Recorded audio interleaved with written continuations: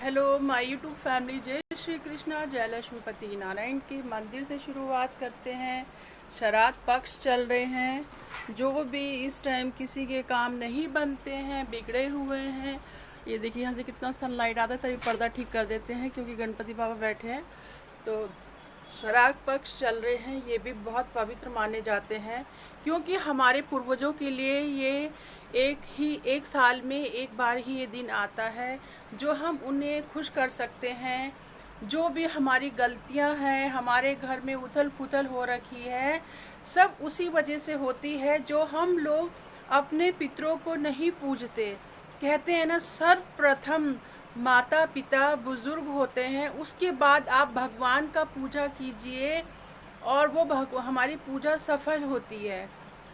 ये बात सही है। आप मेरा वीडियो लास्ट तक देखिएगा।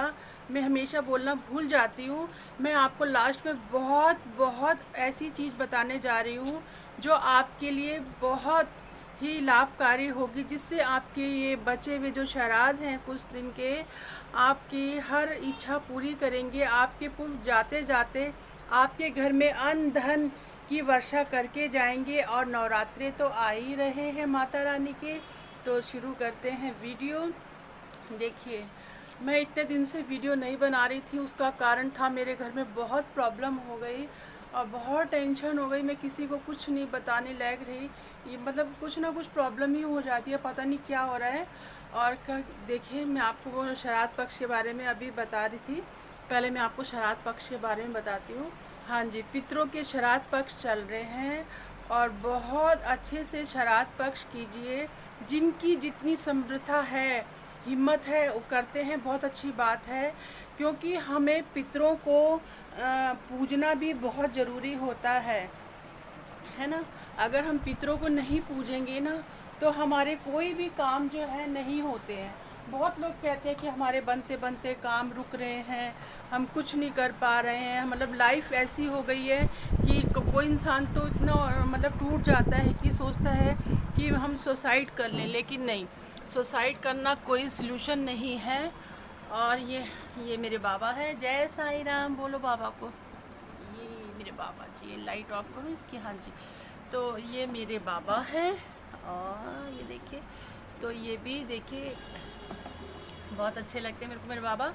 तो देखिए, मैं आपको यही बता रही थी कि आप ना श्राद्ध पक्ष में जो है अपने पूर्वजों के नाम से दर्पण कीजिए, श्राद्ध कीजिए।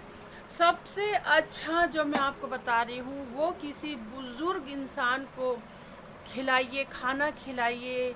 और जो गरीब बच्चे हैं छोटे छोटे, जिनके पास जो फुटपाथ पे रह रहे हैं, घर नहीं है, जिनके पास मेहनत मजदूरी कर रहे हैं, उन बच्चों को खाना खिलाइए। उनके माता पिता जी को वस्त्र दान कीजिए, बच्चों को दान कीजिए, छतरी दीजिए, चप्पल दीजिए। ये बहुत बड़ा महत्वपूर्ण कार्य बता रहे हैं हम आपको कि चप्पल देना बहुत ज़रूरी होता है।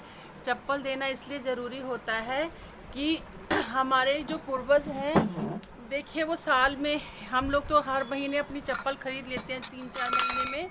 तो जो हमारे पूर्वज हैं ना, वो भी वहाँ चलते हैं। बहुत कड़ी धूप होती है और रास्ते बड़े नोकीले होते हैं, वो भी चलते फिरते ही रहते हैं। तो इसलिए कि ऐसा है कि आप उन चप्पल दान कीजिए कि वो चप्पल पहन के चला करें। और छतरी दीजिए, उनको धूप लगे तो छतरी ले लें अपनी। और पानी की बोतल दान दीजिए, जिससे कि पानी की बोतल भर के, खाली नहीं, भर के बोतल दान दीजिए। बिस्लरी की बोतल दीजिए और वो पानी रखें। पानी ख़त्म भी हो जाए तो वो बोतल में फिर पानी भर के पी सकें। अच्छी बोतल है तो अच्छी ब्रांडेड बोतल लीजिए, उसमें जल भर के आप दीजिए, ठीक है।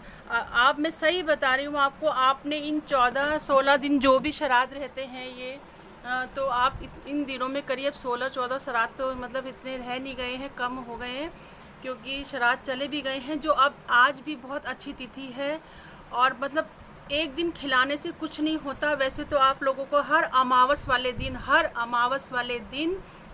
आपको कच्चा अनाज लीजिए, 1-1 किलो का, चाहिए एक, मतलब इतना आप उसमें 1 किलो आटा, 1 टाइम 2 टाइम की चाय की चीनी, चाय पत्ती, तेल, नमक दीजिए, जिससे कि वो मतलब खुश रहें अपना, और आप लोगों को भी आशीर्वाद दें। आप लोगों की तरफ से उनको ना क्रोध आए ना गुस्सा आए, और वो अच्छे से रहें, आपके सब काम पूरे करें।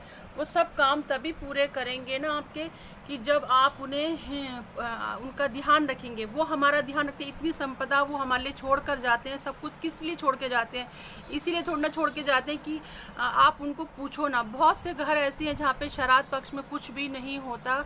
हमारी ही फैमिली के हैं, एक इंसान ऐसे हैं जो नहीं करते। चलो वो उनकी अपनी मर्जी है, लेकिन उनके घर का भी बहुत बुरा हाल है। ठीक है, जो नहीं देखा वो ठीक है, ये यहीं पर होता है। एक बार अगर पितृ रूठ गए ना, एक बार कहते हैं अगर पितृ रूठ गए तो कभी नहीं मानेंगे, वो कभी नहीं मानते। इसलिए पितरों को अच्छे से पूजा कीजिए, अच्छे से मनाइए, अच्छे से उनको खिलाइए। ठीक है, हाँ, अगर आप वो भी नहीं कर सकते तो आप इन दिनों आज से ही शुरू कर दीजिए। और आज है फ्राइडे, तुलसी जी के क्यारे के पास जाइए, वो और एक छोटी सी कटोरी लीजिए, मैं इतनी छोटी सी कटोरी, और एक लीजिए वो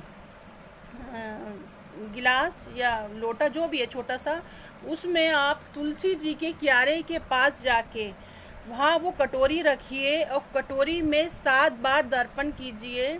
7 बार वो हथेली में ऐसे जल लेके और ऐसे छोड़ दीजिए।